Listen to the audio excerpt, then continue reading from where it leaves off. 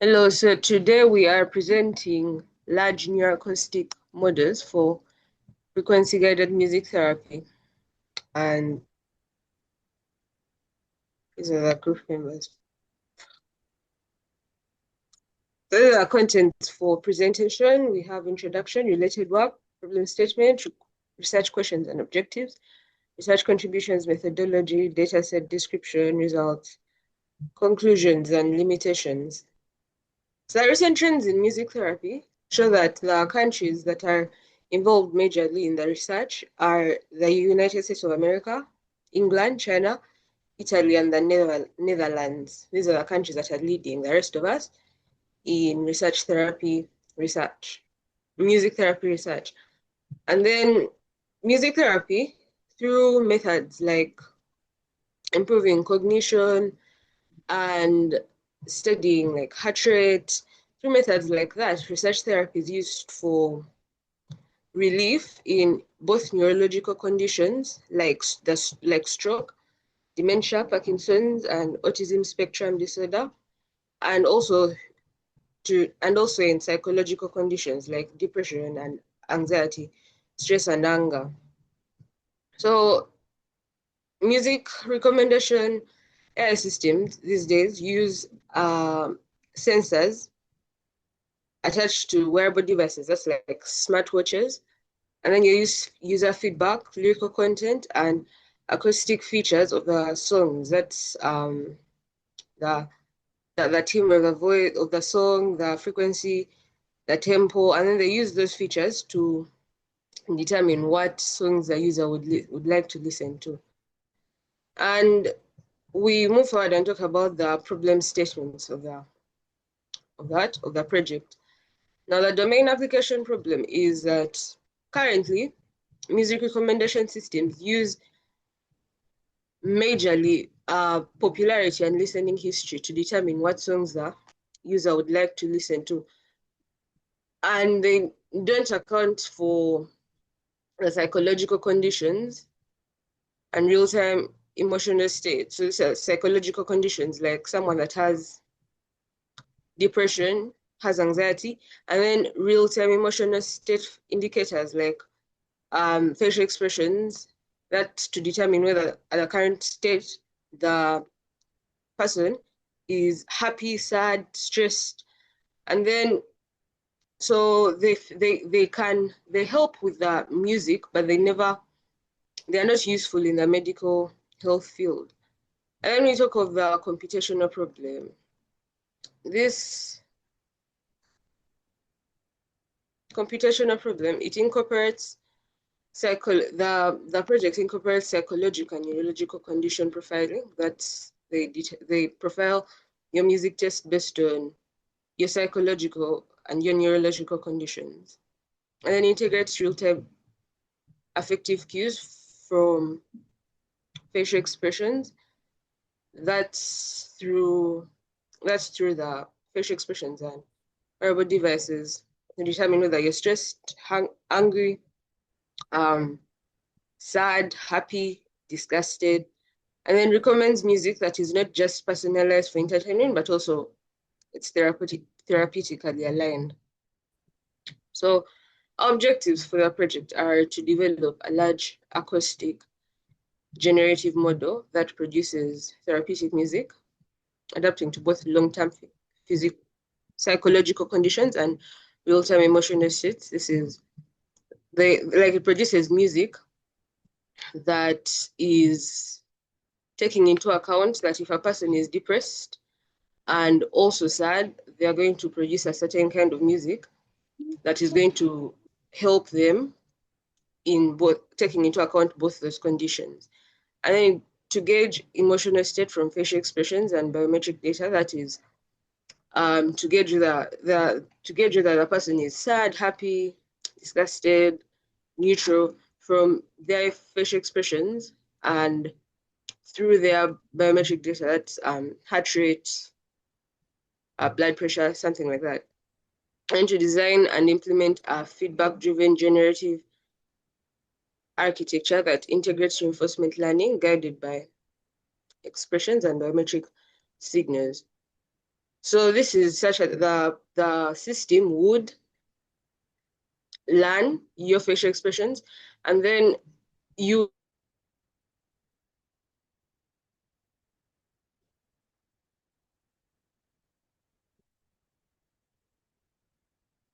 feedback the system gets back is if the system is rewarded, if it's wrong, the system is penalized, and then it would learn like that. And then research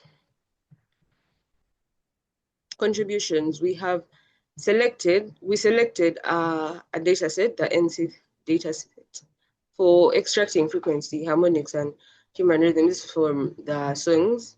And then we selected the neuroscientific and clinical literature data set. This is to study the acoustic features of a song in relation to the therapeutic effects of a song.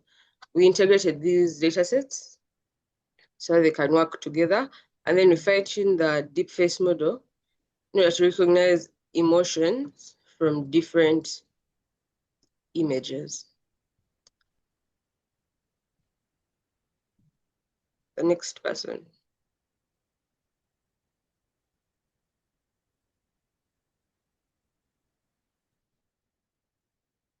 This is slide 7, sorry. Samuel?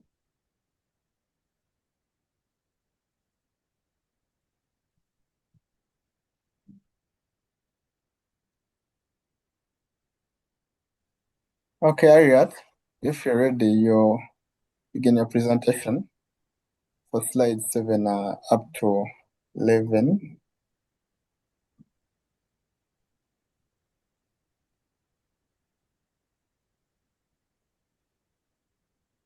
So I start from here.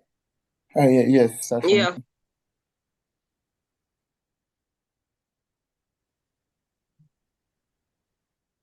Explaining the methodology and system architecture. For our system, the input would be the facial expressions, whereby the system feeds the psychological state into the system. Like it can look at the brain activity, then it relates it to maybe the heart rate, the stress levels, so that it's able to identify maybe the current situation or the current mood that its user is in. Then the second step would be face detection and alignment. After detecting the mood that the user is in, then it can align it to a certain, maybe a certain disorder or a certain health issue that maybe the user is facing. Then it does the feature extraction, whereby it extracts the features, and then it's able to classify the emotions. Then it predicts the final, like the final, maybe the final disorder or the final mood. Then it recommends or suggests songs according to that mood. Wait, I share again.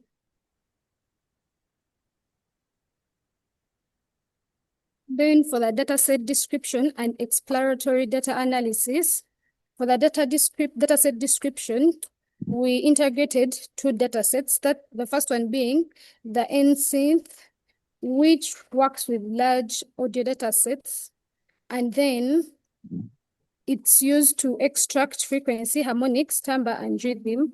Then the second one was the neuroscientific and clinical literature, which curated studies linking to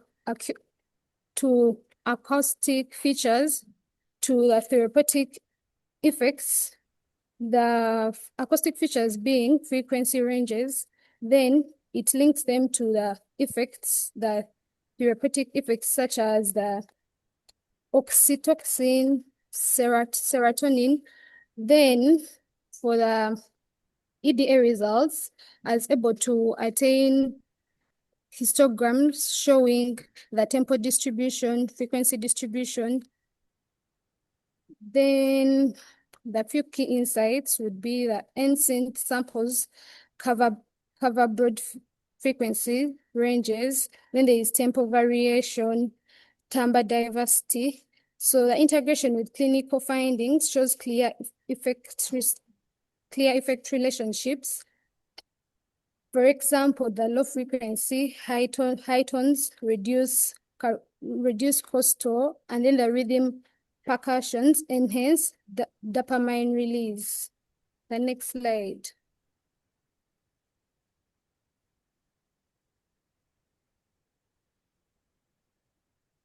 I was able to get some graphs. This first graph shows the frequency analysis, in that it shows that different ways frequency range is distributed in case of unattained emotion or unattained disorder, maybe like when you're trying to detect like autism, sleeping disorders, anything like that. And then this other graph is showing the distribution of frequency ranges. Next slide. This graph shows the variations between rhythm and harmonics. This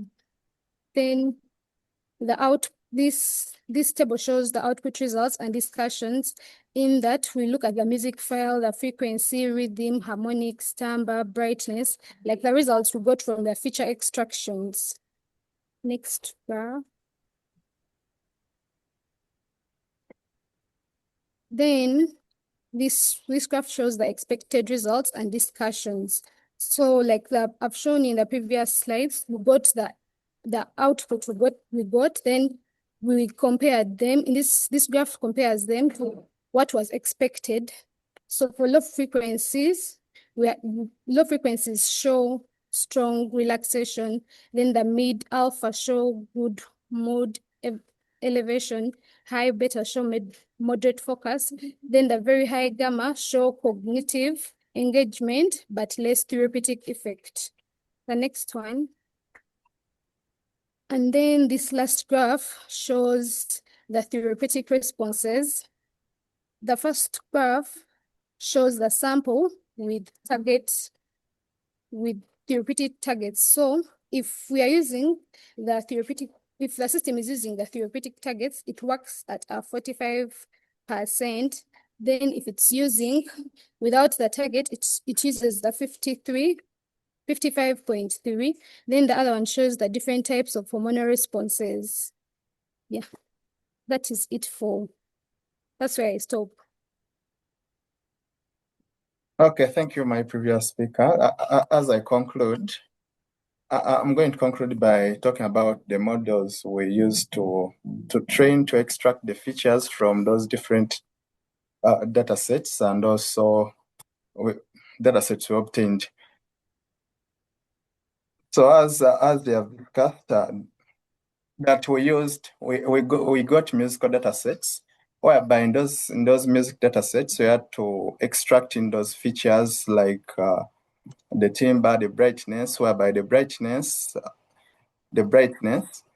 is just the average frequency using these two frequencies, because we had raw music like songs, and then we had to extract in these different features like frequency, rhythm, or harmonics, timbre, brightness, whereby brightness, as I've said, is just the average frequency. Yeah, and so the different models we used, because our data was just raw data, and then we had to filter out and also obtain these frequencies. So that we design a model so that we obtain the frequencies, and we use the reproduce model to navigate into the song, then obtain those different frequencies. And also,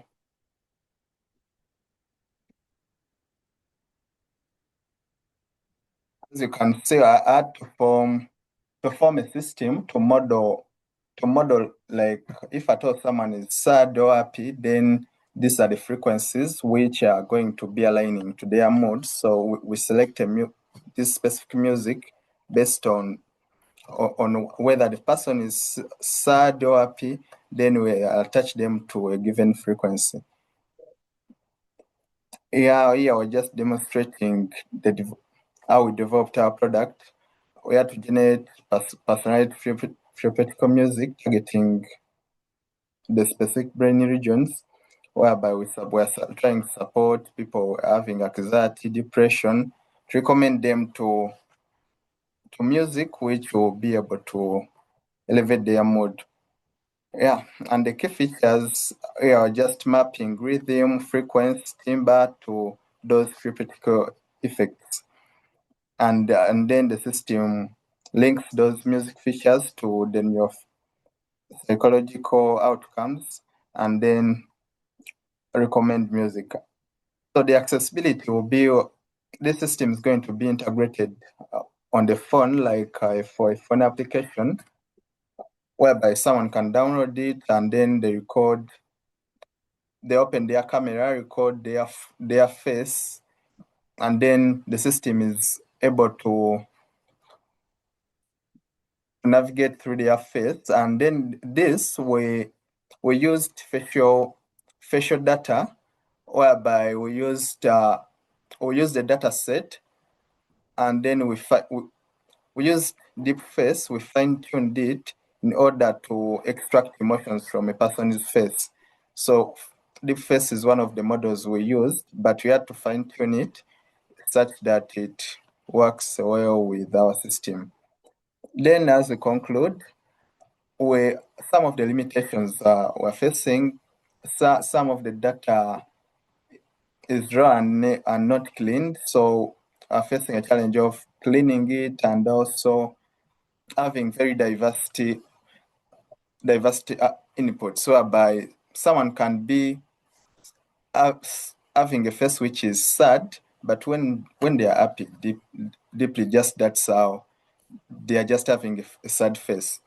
So those are some of the limitations, and also clinical validations, because the data we're having, we have to fine tune our models, but then obtaining these clinical validations, because this area has not been, like, not many people have been focusing on this area, so getting these clinical validations is also not easy.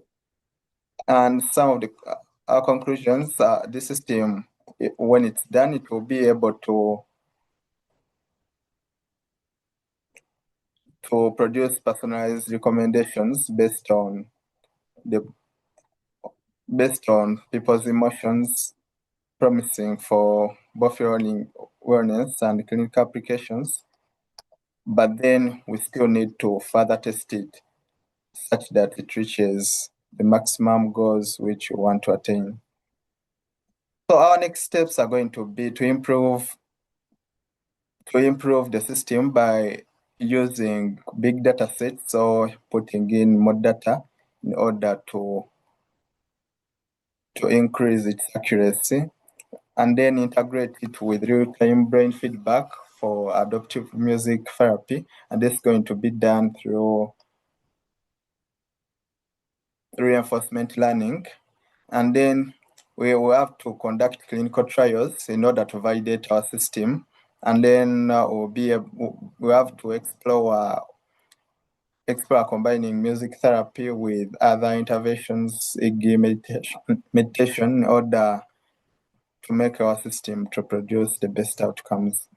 And then we have to develop a user-friendly application which will be able to run our system. So those are our next steps. Thanks for listening. Don't forget to subscribe and share, also to like.